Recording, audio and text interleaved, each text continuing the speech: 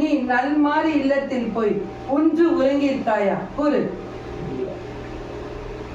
எத்தனை நாட்கள் ஆயிற்று, எத்தனை மாதம் ஆகிவிட்டது நீ நல்மாறியாக ஒன்று உறங்கி? எப்போதும் மனசுக்குள் ஒரு சிந்தனையிலே தான் உள்ளாய், ஆமல்லையா?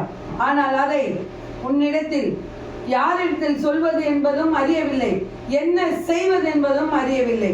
உன் மனதில் போட்டு குழம்பிக் கொள்கிறாய். விலகுதா? நீ கூறினால் இல்லறம் இரண்டாக ஆகிவிடும் என்று நினைக்கிறாய்.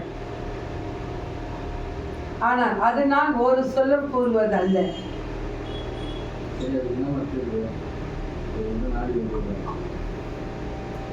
நான் கூறுவதை அவனால் செய்து முடிக்க முடியுமா என்று கூறு. அதை நான் கையில் தங்கும்படி வைக்கிறேன். முடியுமா முடியாதா என்று அறிந்து கொள் மகனே. அப்பாற்பட்டு நான் அளிக்கிறேன்.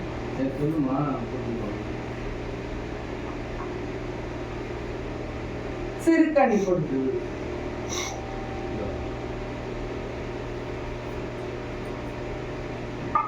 இக்கனி 9 நாள் உன்னிடத்தில் இருக்க வேண்டும்.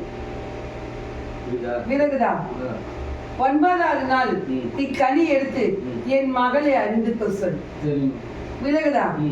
அவள் நல்மாறியாக ஒரு விளக்கம் கொடுப்பாள். அந்த தந்திரத்தை கையாள சொல். அவன் ஒரு படி மேல் நிற்பான். அவன் காசு விரயமாகாது.